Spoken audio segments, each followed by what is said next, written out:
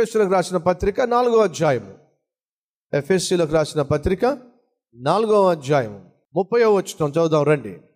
దేవుని పరిశుద్ధాత్మను దుఃఖపరచకుడి, విమోచన దినము వరకు ఆయన యందు మీరు ముద్రించబడి ఉన్నారు. మేఘస్తంభము అగ్నిస్తంభము చేస్తుందేమిటి? వారికి భద్రతను కల్పిస్తుంది. ఎండలో సొమ్మసిల్లిపోకుండా, చీకట్లో తొట్టిల్లకుండా, అపాయంలో పడకుండా మేఘస్తంభము వారికి భద్రతను కలిగిస్తుంది. దేవుడు అంటున్నాడు, మీరు పరిశుద్ధాత్మ ద్వారా ముద్రించబడ్డారు, సీల్ చేయబడ్డారు. ఇప్పుడు మీరు ఉత్తరం ఎవరికైనా రాశారనుకోండి, ఆ ఉత్తరాన్ని సీల్ చేస్తారా చేయరా? అంటిస్తారా? దాన్ని సీల్ చేస్తారు. ఎన్వలప్ కవర్ ఉందనుకోండి, దాన్ని సీల్ చేస్తారా? చేస్తారు. ఇప్పుడంతా కూడా ఆన్లైన్ షాపింగ్ అయిపోయింది. ఏం కావాలని నెట్లోకి వెళ్ళి ఆన్లైన్లో కొట్టేస్తే ఆటోమేటిక్ ఇంటికి వచ్చేస్తున్నాయి. ఇంటికి వచ్చేసినటువంటి ఆ ఆర్డర్ ఇచ్చిన సామాను సీల్ అయి వస్తుందా లేదా? పోస్ట్ ఆఫీస్లో ఉత్తరాలన్నీ వాళ్ళు సీల్ చేస్తారా? బ్యాంక్ అంతా అయిపోయిన తర్వాత బ్యాంక్ లాక్కి సీల్ చేస్తారా? ఎలక్షన్స్ అయిపోయిన తర్వాత ఓటింగ్ చేయక మునుపు ఆ ఓట్స్ అన్నీ సీల్ చేస్తారా? ఇప్పుడు సీలింగ్ అంటే అర్థం ఏమిటంటే భద్రపరచుట. ఒప్పుకుంటారా? ఏ ఒక్కరు ముట్టడానికి వీల్లేదు. ఆ ఓట్లన్నీ కౌంట్ అయ్యేంత వరకు దాన్ని ముట్టడానికి వీల్లేదు. అధికారంతో కూడిన వ్యక్తి బ్యాంకులో ఎంటర్ అయ్యేంత వరకు ఆ లాక్ ముట్టడానికి వీల్లేదు. అధికారము కలిగినటువంటి ఆ పోస్ట్ మాస్టరో లేకపోతే దానికి సంబంధించిన వ్యక్తి ఆ సీల్ తీసేంత వరకు ముట్టడానికి వీల్లేదు. అయితే వినండి, మనం పరలోకంలో చేరేంత వరకు, దేవుణ్ణి చూసేంత వరకు మనల్ని దేవుడు ఏం చేశాడో తెలుసా? ముద్రించి పెట్టాడు. ఏ ఒక్కడు మనల్ని ముట్టడానికి వీల్లేదు. వారు చేరుకోవలసిన గమ్యస్థానానికి చేరుకునేంత వరకు వారికి మేఘస్తంభము అగ్నిస్తంభము వారికి భద్రతను కల్పించింది. ఏ రీతిగా దేవుడు వారికి మేఘస్తంభాన్ని అగ్నిస్తంభాన్ని భద్రత కొరకు ఇచ్చాడో, అలాగే పరిశుద్ధాత్మ దేవుణ్ణి మనకు భద్రత కొరకు దేవుడు అనుగ్రహించాడు. 4వదిగా ఆ మేఘస్తంభము అలాగే అగ్నిస్తంభము వారితో నిత్యము ఉండును అని చెప్పడం జరిగింది. నిత్యము ఉండును. వారు ప్రయాణం చేసినంత కాలము వారికి తోడుగా మేఘస్తంభము అగ్నిస్తంభము నిత్యము ఉండును బైబిల్ సెలవిస్తుంది. యోహాను 14:16, నేను తండ్రిని వేడుకొందును, మీ యొద్ద ఎల్లప్పుడూ ఉండుటకై ఆయన వేరొక ఆదరణకర్తను అనగా సత్య స్వరూపియగు ఆత్మను మీకు అనుగ్రహించును. 13వ అధ్యాయం 22వ వచనంలో మనం చూస్తున్నాం, మేఘస్తంభము అలాగే అగ్నిస్తంభము నిత్యము వారికి ఉండునట్లు. ఇప్పుడు బైబిల్లో మనం చూస్తున్నాం, పరిశుద్ధాత్మ దేవుడు నిత్యము మనతో ఉండునట్లు ఆ పరిశుద్ధాత్మ దేవుడు మనకు అనుగ్రహించబడ్డాడు. మేఘస్తంభము కానుకగా ఇవ్వబడింది. పరిశుద్ధాత్మ దేవుడు కానుకగా ఇవ్వబడ్డాడు. మేఘస్తంభము నడిపిస్తుంది, పరిశుద్ధాత్మ దేవుడు నడిపిస్తాడు. మేఘస్తంభము భద్రతనిస్తుంది, పరిశుద్ధాత్మ దేవుడు భద్రతనిస్తాడు. మేఘస్తంభము నిత్యము తోడుగా ఉంటుంది, అలాగే పరిశుద్ధాత్మ దేవుడు నిత్యము మనతో ఉంటాడు. దేవుని యొక్క ఆత్మ మేఘము వలె ఆ మందిరం నింపటం మనం చూస్తున్నాం. ప్రభు ఎప్పుడైతే సేవకు సిద్ధమయ్యి మొదటి అడుగు వేయడానికి వచ్చాడో పరిశుద్ధాత్మ దేవుడు దిగి రావడం మనం చూస్తున్నాం. ఐగుప్తులో నుండి వారు బయటికి వచ్చిన వెంటనే పరిశుద్ధాత్మ దేవుడు పంపించబడ్డాడు, అనుగ్రహించబడ్డాడు.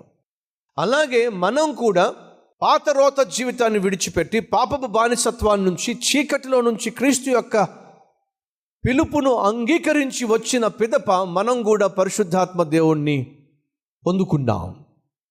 ఆ పరిశుద్ధాత్మ దేవుడు మనల్ని నడిపించటానికి, ఈ లోకంలో నడిపించటానికి, భద్రతనివ్వడానికి, కాపాడడానికి, అంతేకాకుండా మనల్ని తన మహిమతో నింపడానికి, నిత్యము ఉండడానికి కానుకగా అనుగ్రహించబడ్డాడు. అదే రీతిగా మేఘస్తంభము అగ్నిస్తంభము కూడా ఆనాడు అనుగ్రహించబడింది. దేవునికి మహిమ కలుగును గాక. ఆనాడు ఏ రీతిగా, ఏ ఆధారము లేని సమయంలో ఇశ్రాయేలును గమ్యానికి చేర్చటానికి మేఘస్తంభముగా అగ్నిస్తంభముగా దేవుడు వారికి ప్రత్యక్షమయ్యాడో, ఈ పాపిష్టి లోకంలో పరిశుద్ధంగా జీవించడానికి ఏది ఆధారము లేనటువంటి రోజుల్లో మనలను గమ్యస్థానానికి చేర్చడానికి పరిశుద్ధాత్మ దేవుడు మనకు కానుకగా అనుగ్రహించబడ్డాడు. ఆ పరిశుద్ధాత్మ దేవుణ్ణి మనం బాధ పెట్టినా, గాయపరిచినా, పరిశుద్ధాత్మ దేవుని మీద తిరుగుబాటు చేసినా, ఆయనను మనం నొప్పించినా మనమే నష్టపోతాం. కాబట్టి ఇందాక మనం చూసాం, దేవుని ఆత్మను దుఃఖపరచకండి. మనం దేవుని మీద తిరుగుబాటు చేసినప్పుడు, దేవుని వాక్యానికి వ్యతిరేకంగా జీవించినప్పుడు మనం దారి తప్పుతాం, భద్రతను కోల్పోతాం. తల్లి రెక్కల కింద బిడ్డలు ఉన్నంత వరకు, ఆ పిల్లలు ఉన్నంత వరకు క్షేమంగా ఉంటాయి. కానీ ఎప్పుడైతే పిల్లలు స్వాతంత్ర్యాన్ని కోరుకొని పర్వాలేదులే అని చెప్పి రెక్కల నుంచి బయటకు వచ్చినాయి అంటే చాలు, ఇమీడియట్గా గద్దొచ్చి ఏం చేస్తుంది, ఆ పిల్లను వేసుకెళ్ళిపోతుంది. జాగ్రత్త సహోదరి సహోదరుడా, నువ్వు నేను మనము పరిశుద్ధాత్మ దేవుని యొక్క నీడలో ఉన్నంత కాలం ప్రశాంతంగా ఉంటాం, భద్రంగా ఉంటాం. ఆయన నడిపిస్తున్నంత కాలం మనకు ఏ డోకా ఉండదు. కానీ ఎప్పుడైతే ఆయన నడిపింపుకు లోబడకుండా నీ ఇష్టానికి లోబడతావో, నీ శరీరానికి లోబడతావో, నీ స్నేహితుల యొక్క పనికి మాలిన స్నేహితుల యొక్క సలహాలకు లోబడతావో, లోకాశలకు లోబడతావో, నీ శరీరానికి లోబడతావో, అప్పుడు నువ్వు తడబడతావు. ఆ తర్వాత తప్పిపోతావు. ఆ తర్వాత నరకంలో తగలడిపోతావు. జాగ్రత్త. ఎందరైతే దేవుని ఆత్మ చేత నడిపింపబడతారు వారందరూ దేవుని పిల్లలు. మరి సైతాన్ చేత నడిపించబడేవాళ్ళు, సైతాన్ యొక్క ప్రేరేపణకు లోబడిపోయేవాళ్ళు, సైతానుకు మాటికి లొంగిపోయేవాళ్ళు, సైతాను ఏది ఆలోచించమంటే అది ఆలోచించేవాళ్ళు, ఏది మాట్లాడమంటే అది మాట్లాడేవాళ్ళు, సైతాన్ యొక్క ప్రేరేపణకు లొంగిపోయేవాళ్ళు, శరీర ఇచ్చలలో బందీలైపోతున్న వాళ్ళు. ఆలోచించండి, ఎందరైతే దేవుని ఆత్మ చేత నడిపించబడతారు వారందరూ కూడా దేవుని పిల్లలైనట్లయితే, మరి శరీర ఇచ్చల చేత నడిపించబడేవాళ్ళు, సైతాను చేత నడిపించబడేవాళ్ళు, వారు సైతాను పిల్లలు అవుతారు. ఐగుప్తు నుండి ఇశ్రాయేలును విడిపించిన కారణం ఏమిటంటే, ఇక మీదట వాళ్ళు బందీలుగా బానిసలుగా ఉండడానికి వీల్లేదు. నిన్ను నన్ను దేవుడు చీకటి నుండి పాపము నుండి విడిపించిన కారణం ఏమిటంటే, మళ్ళీ మనం చీకటికి పాపానికి బానిసలుగా ఉండడానికి వీల్లేదు. నాగటి మీద చేయి వేసి వెనక్కి తట్టుకు చూసేవి ఏ ఒక్కడు కూడా నాకు పాత్రుడు కాదు అని బైబిల్ సెలవిస్తుంది. వెనక్కి తిరిగి చూడకండి. విడిపించబడ్డాం. మన దృష్టి, మన ప్రయాణము గమ్యం వైపుకు ఉండాలి, వాగ్దాన భూమి వైపుకు ఉండాలి, పరలోకం వైపుకు ఉండాలి. ఈ లోకం శాశ్వతం కాదు.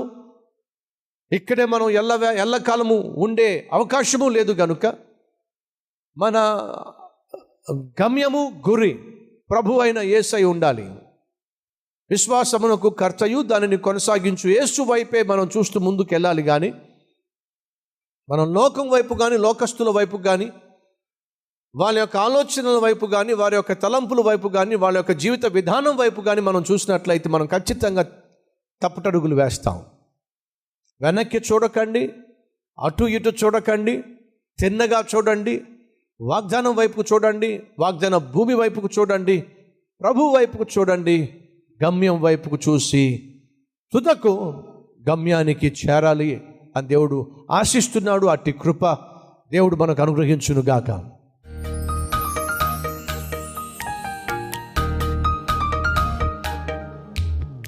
పరిశుద్ధుడైన తండ్రి, పగటి వేళ మేఘస్తంభమై, రాత్రి వేళ అగ్నిస్తంభమై ఆనాడు ఏ రీతిగా ఇశ్రాయేలును నడిపించావో అలాగే ఈనాడు పరిశుద్ధాత్మవై మమ్మల్ని నడిపిస్తున్నందుకు నీకు స్తోత్రాలు, మమ్మల్ని భద్రపరుస్తున్నందుకు నీకు స్తోత్రాలు, మాకు కానుకగా పరిశుద్ధాత్మను అనుగ్రహించినందుకు స్తోత్రాలు, పరిశుద్ధాత్మలో మమ్మల్ని ముద్రించినందుకు స్తోత్రాలు, నిత్యము మాతో ఉండుటకు పరిశుద్ధాత్మని పంపించినందుకు మీకు స్తోత్రాలు చెల్లిస్తూ, ఆ పరిశుద్ధాత్మ దేవుణ్ణి దుఃఖపరచకుండా ఆయన చిత్త ప్రకారము నడిచే భాగ్యము మా అందరికీ దయచేయమని, ఆత్మీయ యాత్రలో నాయన మాకు కష్టంగా కనిపిస్తున్న, నష్టంగా కనిపిస్తున్న, మార్గము మూసుకొని పోయినట్టుగా కనిపిస్తున్న, శ్రమల్లో చిక్కుకుపోయినట్టుగా కనిపిస్తున్న, మేము నీ వైపే చూస్తే, నీకే ప్రార్థిస్తే, మేము కలిగి ఉన్న ప్రతి శ్రమను తొలగించి విజయాన్ని ప్రసాదించి నువ్వు ఎంత గొప్ప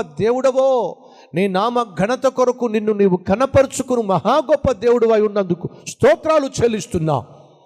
ఈరోజు ఎవరెవరు ఏ పరిస్థితిలో ఉన్న పరిస్థితిని నీ చేతికి అప్పగించి ప్రశాంతంగా జీవించే జీవితము దయచేయమని యేసు నామం పేరట వేడుకుంటున్నాం తండ్రి. ఆమెన్.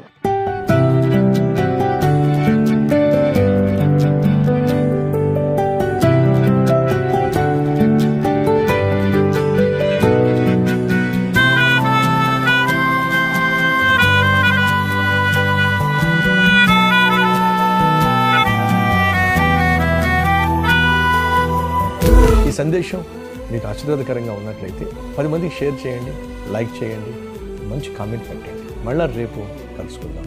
సరే.